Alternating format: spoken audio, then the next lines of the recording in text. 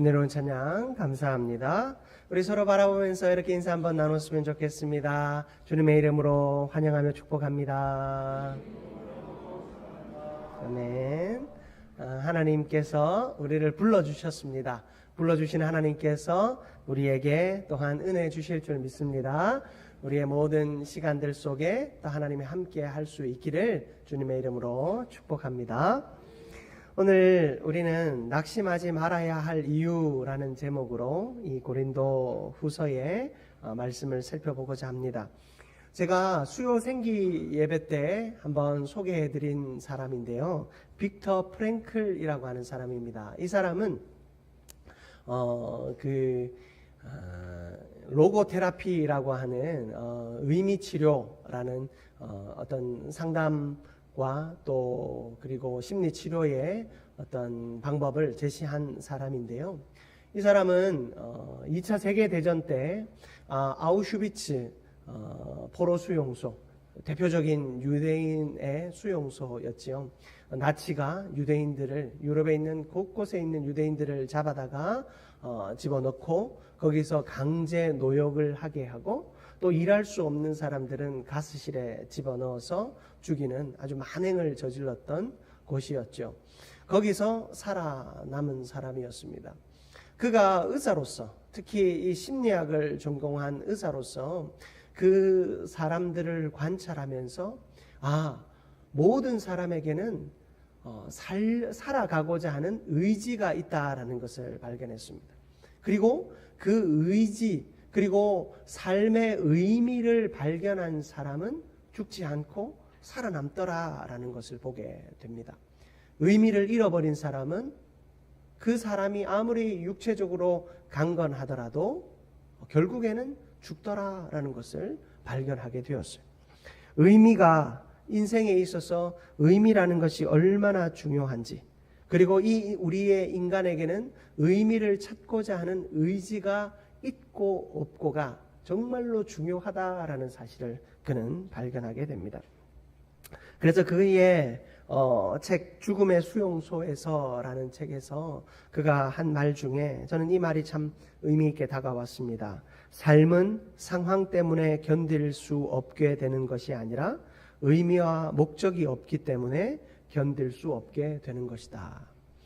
우리가 처한 상황, 내가 겪는 이 형편, 사실 이것 때문에 내가 삶의 의미를 잃고 고통하는 것이 아니라 내가 이 인생을 살아갈 의미와 목적 자체가 없기 때문에 이 상황을 이기고 견딜 수 없다라는 것을 이야기해 주고 있죠. 한 인간의 깨달음을 우리가 그대로 받아들인다면 사실은 우리는 이 세상 속에서 많은 문제들을 잘 이겨낼 수 있을 것입니다. 그러나 이것만으로는 사실은 궁극적인 설명을 해줄 수 없습니다. 의미를 찾고 또 그 의미 속에서 의지를 가지면 우리가 이 땅을 살아갈 수 있는가?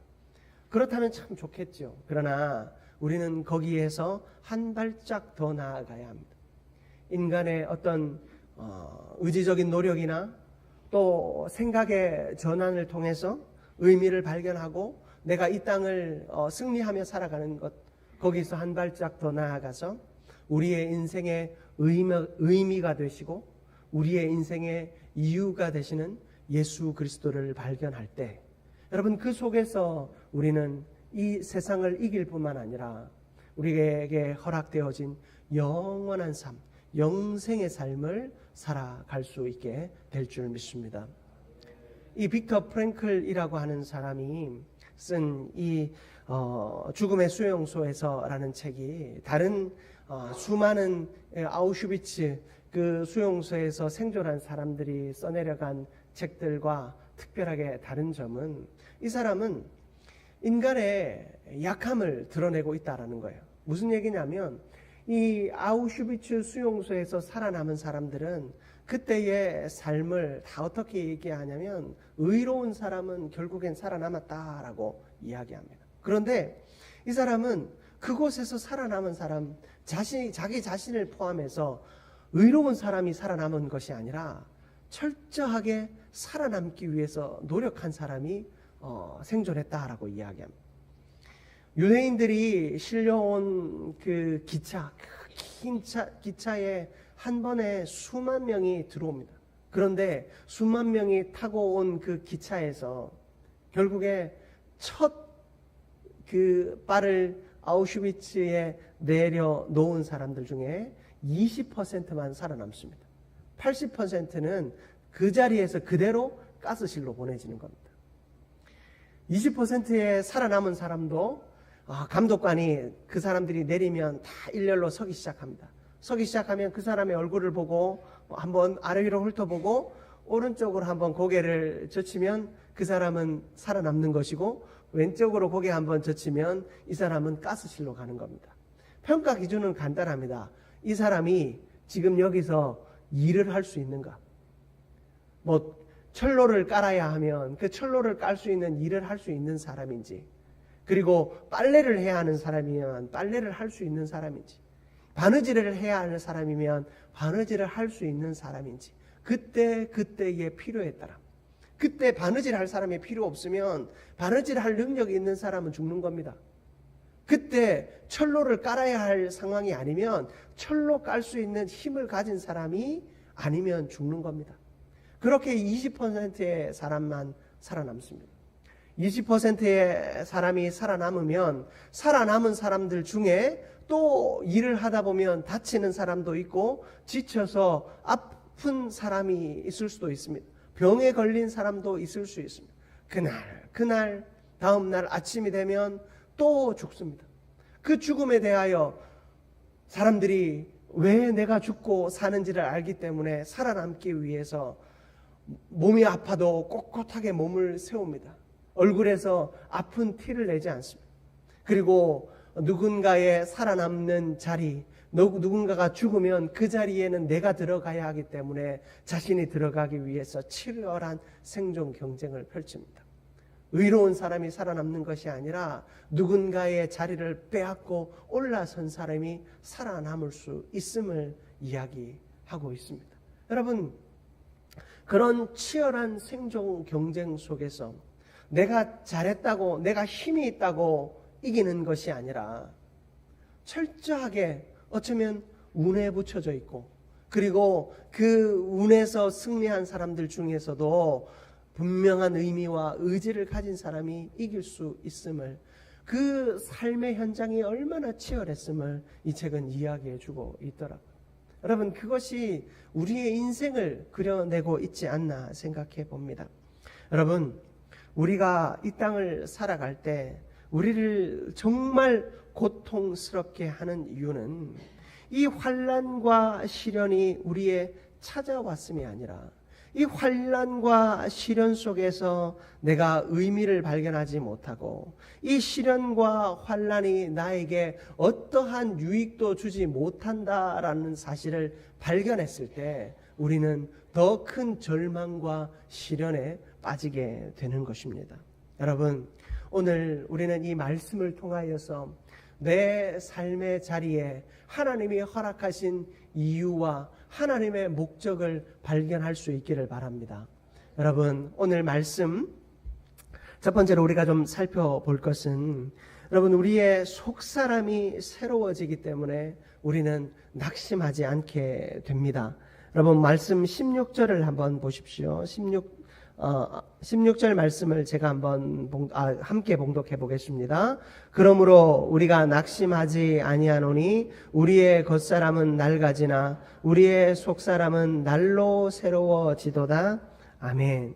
여러분, 우리가 어려운 일을 만날 때 그 어렵고 힘든 일이 참 너무나도 힘든 이유 중에 또 다른 하나는 그것이 익숙해지지 않는다라는 것입니다.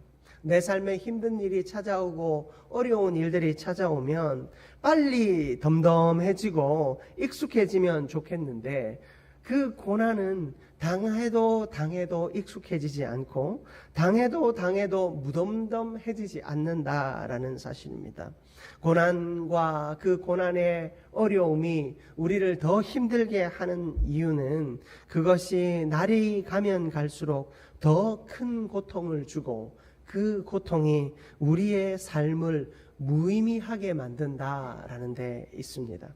여러분, 우리 인생 속에 인간적인 시각 속에서도 그 일이 나에게 일어났을 때 의미를 발견하지 못하면 그것이 더 고통스럽듯이, 여러분, 공부하는 자녀들도 내가 왜 공부해야 하는지를 찾지 못하면 그 공부하는 것이 너무나도 힘들고 고통스러울 수밖에 없지 않습니까? 나에게 목표가 없고 내가 끝까지 나아가야 할 그 지향점이 없다면 아무리 공부해도 의미가 없는 것입니다. 내가 공부를 하면 성장이 있는데, 여러분, 고난이라고 하는 것은 나를 자꾸만 무너지게 하고 또 좌절하게 만드니 그것 자체만으로도 고통스러운데 의미까지 발견할 수 없다면 우리는 너무나도 괴롭고 힘이 듭니다. 그런 우리에게 이 바울 선지자는 무엇이라 말합니까? 우리가 이 고난 가운데 낙심하지 않습니다. 나는 고난 가운데 낙심하지 않습니다. 그 이유가 뭐냐면 나의 겉사람은 낡아지지만 나의 속사람은 날로 새로워지기 때문입니다. 여러분, 우리의 속사람이 새로워지는 이유가 무엇입니까? 우리의 의지와 우리의 생각이 날로 새로워지는 이유가 무엇입니까? 그것은 예수 그리스도께서 우리의 주인이 되어 주시기 때문입니다. 여러분, 우리가 말씀을 듣고 그 말씀 속에서 우리는 은혜를 누립니다. 아, 나의 고난과 나의 시련과 나의 역경의 의미가 바로 여기 있구나. 하나님께서 나를 살리시기 위함이요 나를 새롭게 하기 위함이구나. 우리는 발견하고 있습니다. 여러분, 우리가 물질의 복을 사모합니다. 여러분, 여기서 물질의 복을 받고 싶지 않다 하시는 분 있으십니까? 목회자인 저에게 물어보아도 물질의 복 저도 받고 싶습니다. 여러분, 물질의 복을 우리는 다 받고 싶습니다. 그래서 어떻게 하면 물질의 복을 받을까 애쓰고 노력합니다. 그러나 여러분, 이 물질의 복마저도 내가 그 물질의 복을 주시는 하나님의 의와 하나님의 뜻을 알지 못하면 여러분, 그 물질의 복이 우리에게 저주가 될 수 있다라는 것을 아십니까?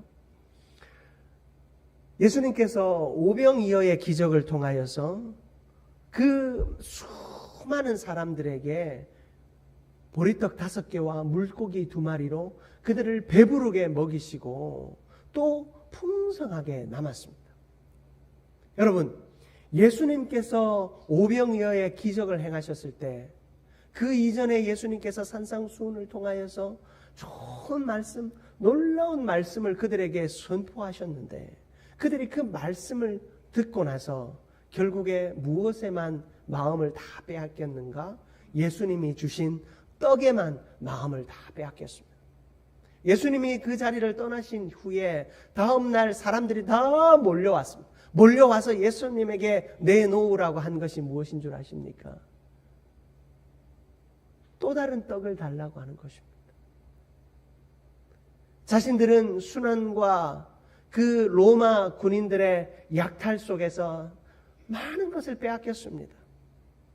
가진 것이 없고 가진 것이 없을 뿐만 아니라 먹고 살기도 힘이 듭니다. 그런 그들이 떡을 달라고 하는 것은 너무나도 당연한 것입니다.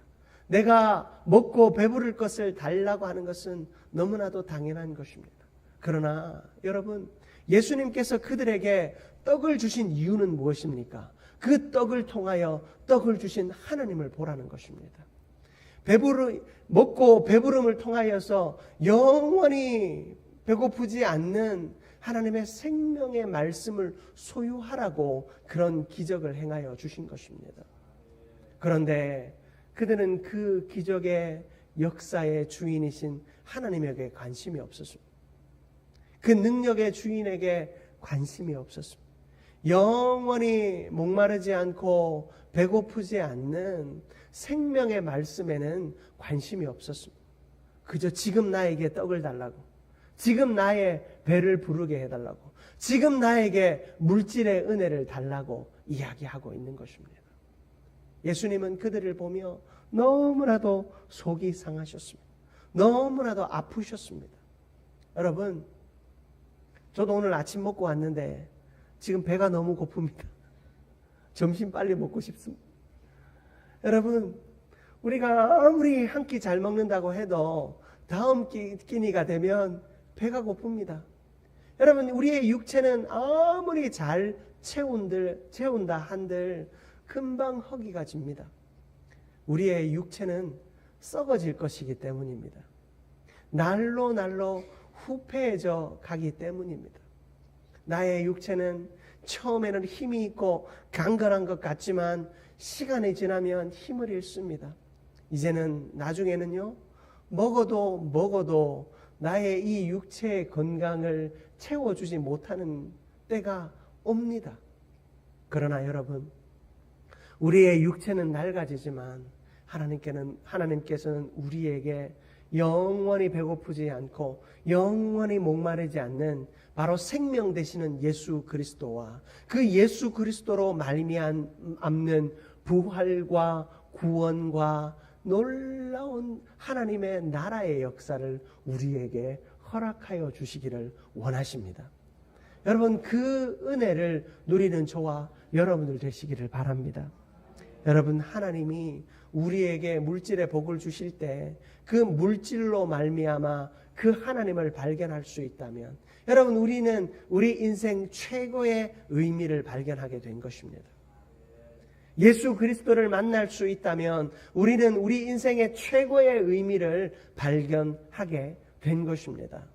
그러므로 사랑하는 성도 여러분, 우리 인생의 최고의 의미가 되시고 목적이 되시는, 그리고 우리 인생의 최고의 열쇠가 되시는 예수 그리스도를 발견하는 저와 여러분들 되시기를 축복합니다. 우리가 그 예수 그리스도를 발견하면 여러분, 하나님이 여러분에게 부어주신 물질이 복이 됩니다. 그 예수 그리스도를 발견하면 하나님이 여러분에게 부어주신 건강이 복이 됩니다. 하나님이 여러분에게 부어주신 자식의 복이 여러분 진짜 복이 되는 겁니다. 그러나 예수 그리스도를 발견하지 못한다면 여러분, 여러분의 물질이 아무 의미 없는 것이 될 겁니다. 여러분의 자식이 여러분에게 짐만 될 뿐입니다. 여러분의 인생이 하나님 앞에서 아무 의미가 없는 삶이 될 뿐입니다.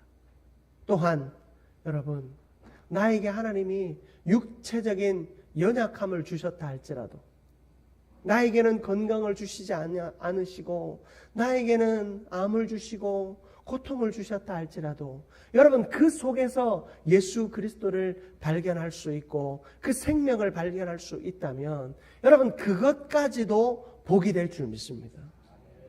여러분, 저는 여러분의 물질의 은혜를 얻기 위해 복을 빕니다. 제가 설마 여러분이 하나님 이 사람에게 암을 주십시오 하고 제가 기도하겠습니까? 여러분, 목사님은 왜 물질을 위해서만 기도합니까? 혹 저에게 묻는다면 그러면 제가 여러분 사업 안 되기를 빌고, 여러분들이 건강이 해쳐지기를 빌고, 여러분의 자식이 좋은 학교 못 들어가고 결혼 못 하기를 제가 기도하면 좋겠습니까? 여러분, 저는 여러분 앞에서 제가 할 수 있는 만큼 복을 빌고 기도합니다. 여러분을 위해서 축복을 선포하고 할 수 있는 만큼 다 할 겁니다. 여러분 자식이 전교 꼴찌라고 하더라도 제가 그 자식을 저에게 데려오면 그 자녀가 서울대학 수석하기를 위해 제가 기도할 겁니다. 여러분, 저는 여러분을 위해 풍성한 복을 위해 빌어야 하는 사람이고 그 축복의 권세를 가진 사람. 저는 여러분을 위해서 열심히 기도합니다. 그러나 여기서 오해하지 마셔야 할 것이 있습니다. 여러분, 복이다. 이 물질의 복, 제가 여러분을 위해서 빌어드리는 이 건강과 물질과 자녀 잘됨의 복이 다가 아니라는 거예요.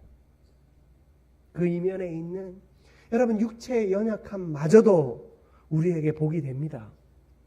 여러분의 자녀들이 좋은 학교 못 들어가도 공부 못해도 여러분 그게 복이 됩니다. 여기 앉아 계신 분들 중에 다 서울대 나오셨습니까? 다 공부 잘하셨습니까? 여러분들이 공부 잘해서 인생이 행복했고, 여러분들이 공부 잘해서 예수님 믿었고, 여러분들이 물질이 많아서 자녀들의 인생이 잘 됐습니까? 아니지 않습니까? 제가 여러분을 위해 복을 빌어드리지만 그 복이 다가 아닙니다. 우리가 그 물질의 복을 통하여서 보아야 할 것, 발견해야 할 것은 누구이십니까? 예수 그리스도인 줄 믿습니다. 동일하게 제가 여러분에게 절대로 잊지 말았으면 좋겠다라고 기도하고 절대로 찾아오지 말았으면 좋겠다라고 기도하지만 찾아오는 고난과 육체적인 고통과 아픔과 자녀의 어려움과 여러분 인생의 고난의 문제 앞에서도 여러분 물질의 은혜에서 발견하는 동일한 예수 그리스도를 여러분이 발견할 수 있기를 주님의 이름으로 축복합니다.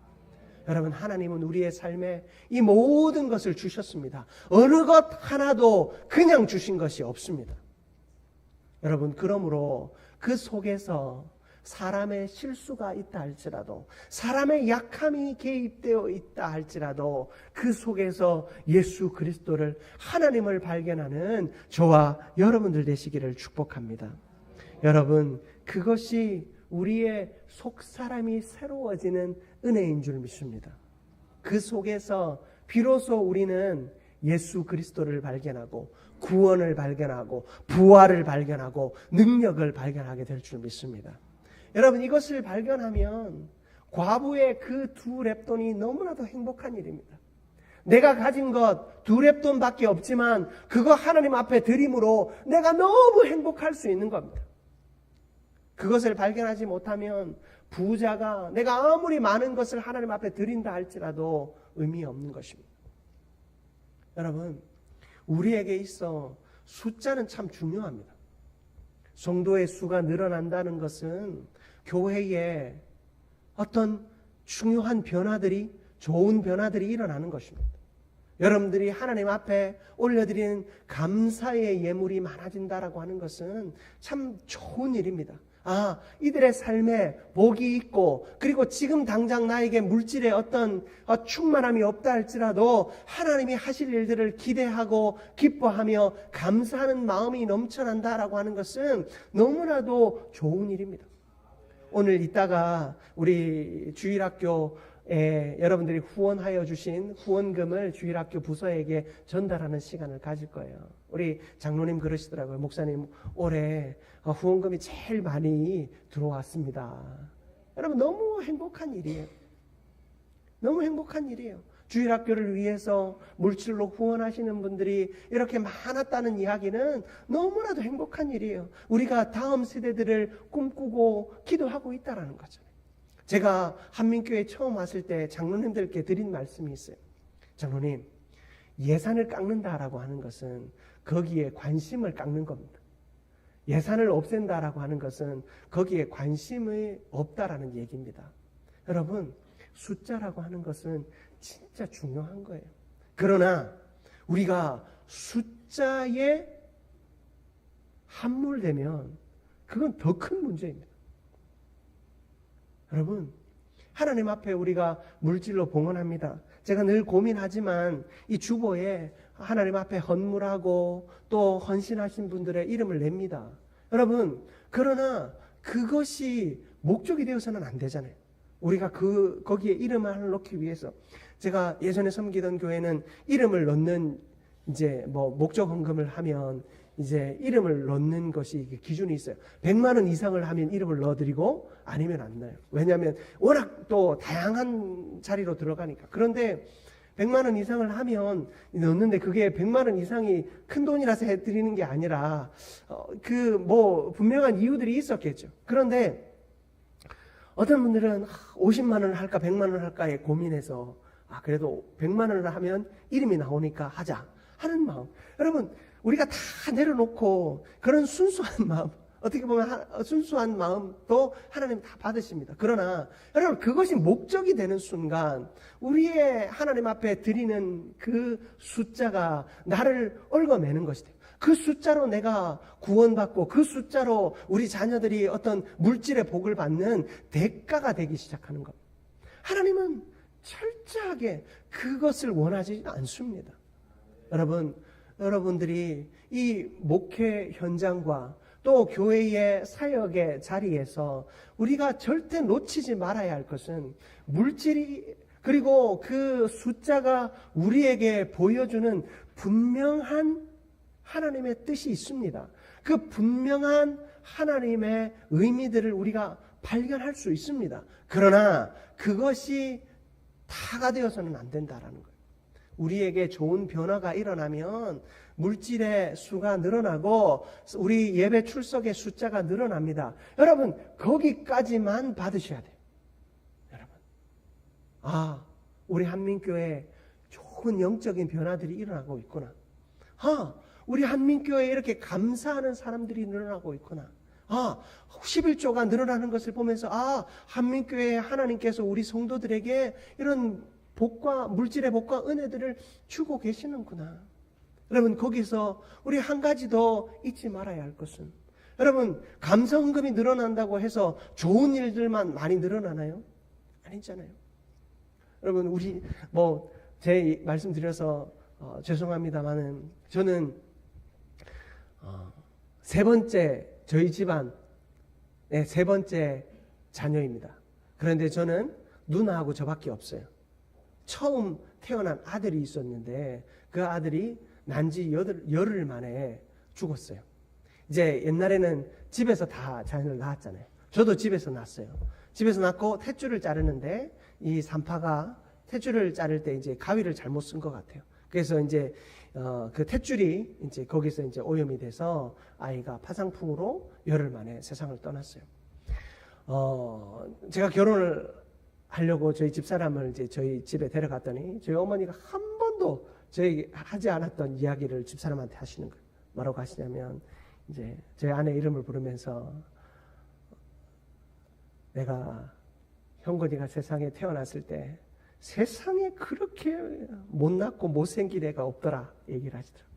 저는 세상에서 제일 잘생기고 가장 사랑받고 살았다라고 생각했는데 그날 충격적인 이야기를 하시더라고요. 세상에 그렇게 못난 애가 태어난지 몰랐다. 너무 못났더라 얘기를 하시더라고요. 그 의미를 제가 그때는 제 옆에서 들었는데 엄청 섭섭했는데 나중에 그 의미를 알았어요. 여러분, 첫 아이가 태어났을 때 얼마나 예뻤겠어요. 그런데 그 첫 아이를 하나님이 데려가시고 나서, 그리고 두 번째 태어난 아이는 딸이었고 세 번째 태어난 아이가 아들이었어요. 당시에는 하나 아니면 둘만 놓고 저 낳자마자 산부인과에서 바로 어머니 그 자궁을 묶었다고 하더라고요. 보통 그러던 시절이에요. 둘만 낳고 나면 더 이상은 못 낳게 하던 시절. 저는 가끔 그런 생각합니다. 나는 잉여인간인가. 예, 세상에, 그러니까 나쁜 의미가 아니라 세상에 존재하지 않을 수 있었던 사람이지만 하나님의 뜻 가운데 내가 존재하게 됐구나. 그래서 저는 여전히 어머니가 제가 아무리 못생겼다 해도 저는 너무 제가 잘생겼다 생각하고 저의 존재에 대해서 너무 행복하게 생각합니다. 그런데 그때 아버지가 그 첫 아이가 열흘 만에 이제 죽고, 이 아이를 그 당시에는 장례 절차나 이런 것들이 제대로 있지 않지 않습니까? 아이를 그냥 화장터에서 이제 화장을 하고, 이제 그때 화장을 하고 돌아와서 받은 첫 월급을 전체를 다 하나님 앞에 감사헌금으로 이제 드렸어요. 그리고 그 담임 목사님이 이제 이 아이를 장례를 치르고 그렇게 이제 예배도 드리고 하셨지 않습니까? 그 상황들을 다 아시지 않습니까? 그리고 그 감사헌금을 이제 옛날에는 그 감사헌금은 감사 제목을 이렇게 불러주셨대요. 그래서 이제 그 감사 제목을 읽으시면서 목사님께서 하염없이 우셨다고 하시더라고요. 그 이야기를 참 들으면서 내 인생이 한 사람의 생명값이다라는 생각도 들고, 저 스스로 또 하나님 앞에 올려드린 그 감사의 열매다라는 생각도 들고, 저는 제 인생의 제 존재에 대해서 참 많은 생각들을 하며 살게 됩니다. 여러분, 그때 하나님 앞에 올려드린 그 한 달의 월급 전체를 하나님 앞에 올려드리면서 하나님 앞에 감사할 수 없는 상황이지만 감사하였던 그 아버지와 또 우리 부모님들의 믿음을 보며 참 그 믿음의 유산을 제가 받아 살고 있다라는 확신을 저는 지금도 가지고 있습니다. 여러분, 우리가 하나님 앞에 감사할 때는 내가 잘 돼서 좋은 일이 있어서 하나님 앞에 감사할 수도 있지만, 정말로 절망적인 순간이요, 모든 것을 잃어서 하나님 앞에 아무것도 할 수 없는 상황에서 드리는 예물도 있다라는 거예요. 여러분, 그런 예물들이 쌓이고 쌓여서 하나님의 나라를 위해 사용되어지고, 여러분들과 또 여러분들의 자녀들이 복음을 듣고 또 성장해가며 전도하며 선교하는 일들을 위해 그것들이 사용되어진다라는 거예요. 여러분, 우리 사람들은 숫자만 봅니다. 그리고 여기에 나와 있는 이름들만 봅니다. 하지만 여러분, 여러분들이 드리는 11조, 여러분들이 11조가 온전한 11조를 하시는 분들도 있지만 그렇지 못하시는 분들도 있어요. 11조에 온전하지 못하기 때문에 늘 죄책감 가운데 있는 분들도 있고, 어떤 이들은 하나님 앞에 자신감을 가지고 드리는 분들도 있습니다. 여러분, 그러나 그 헌금이 내 삶을 통하여 변화해지고, 내가 옛날에는 주일학교 아이들 성경학교 한다면 아무 관심도 없었는데 그래도 기도라도 한번 하고 성경학교 한다고 하니까 그래도 내가 꼬깃꼬깃 그 후원하는 그 아이들을 위해 기도하는 마음으로 후원도 하고, 여러분, 내 삶에 어떤 숫자의 변화, 또 한 가지도, 여러분들, 내가 옛날에는 한 달에 한 2번 교회를 나갔다면 3번 나가게 되고 4번 나가게 되고, 내가 옛날에는 1년에 2-3번 교회를 빠졌다면 이제 1-2번 빠지기 시작하고, 이제는 내가 올해는 결단하고 한 번도 예배를 빠지지 않겠다 나오는 거.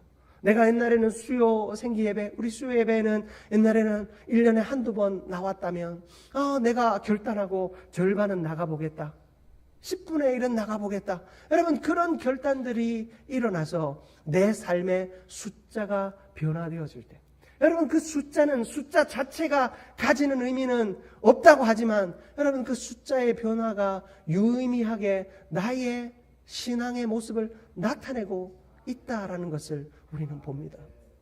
여러분, 하나님이 우리에게 복을 주실 때 그 복과 은혜가 우리의 삶을 변화시킵니다. 여러분, 겉모습은 달라진 것 같아 보이지 않다 할지라도, 저희 어머니가 저를 보고 못생겼다라고 할 때 그때 그 모습이나 지금이나 똑같지 않겠습니까? 제가 성형수술하지 않는 이상. 하지만 그 마음 가운데 어머니의 풍충만한 사랑이 있었고, 저는 한 번도 제 인생에 대하여 내 인생이 나쁜 인생인가 고민해 본 적이 없습니다. 여러분, 하나님 앞에서 우리의 그 감사의 고백이 나의 존재를 변화시키고, 내 감사의 고백이 내 자녀들의 인생을 변화시키며, 내 감사의 고백이 우리 한민교회를 변화시킬 수 있습니다. 여러분, 그것은 내 속사람의 변화를 통해 일어나는 것입니다. 겉모습만 보면 낙심합니다. 사업이 잘 안 되고, 직장이 쪼그라들고, 내 주머니가 쪼그라들고, 자녀들이 공부를 점점 못해가는 모습들을 보면서, 여러분, 내 겉모습을 보면 쪼그라듭니다. 그리고 자녀들이 점점 성적이 좋아지고, 내 지갑이 풍성해지고, 내 사업이 잘 되고, 내 직장이 발전하는 것을 보면, 여러분, 그 만족도 사실은 잠깐뿐이다라는 거예요. 우리의 겉모습으로 만족할 수 있는 것은 아무것도 없습니다. 그러나 우리의 속사람, 내 안에 예수 그리스도가 우리에게 영원한 생명을 주시고, 그 영원한 생명 안에 예수 그리스도가 나를 이끌어 가시는 삶의 의미와 목적을 내가 발견하여 그 뜻 가운데 순종하며 살아갈 수 있다면, 여러분, 우리의 인생은 내 형편이 어떠한 상황에 처해져 있다 할지라도 만족할 수 있고, 기뻐할 수 있고, 낭망하지 않을 수 있는 줄 믿습니다. 하나님 안에서 이러한 믿음 속에 성장하고 새로워지며 하나님의 기뻐하시는 온전한 삶을 살아내시는, 그리하여 절망의 상황 속에서도 낙심하지 않고 행복하고 기쁜 순간에서도 그 겉모습에 현혹되지 않는 속사람의 새로움 속에서 날마다 변화되어지고 행복한 삶 살아가는 저와 여러분들 되시기를 주님의 이름으로 축복합니다. 사랑과 은혜가 충만하신 하나님 아버지, 너무나도 감사합니다. 우리는 낭망할 수밖에 없고 절망할 수밖에 없는 상황을 늘 만납니다. 내 형편 부족하고 하나님 내가 내 마음대로 할 수 없는 상황들 만납니다. 그러나 하나님 그러한 상황 속에서 나를 구원하신 예수 그리스도 나의 삶의 주인 되시는 하나님을 만나게 하여 주옵소서. 의지적 의미가 아니라 영원한 생명의 의미를 발견할 수 있는 우리가 되게 하여 주옵소서. 그리하여 우리의 삶에 하나님 많은 자리가 변화되어지게 하여 주시고 그 변화의 열매를 우리의 평생의 삶을 통해 자녀들의 인생을 통해 우리 교회를 통해 맛보게 하여 주옵소서. 모든 것 주께서 선하게 인도하실 것을 믿사오며 예수 그리스도의 이름으로 축복하며 기도드립니다. 아멘.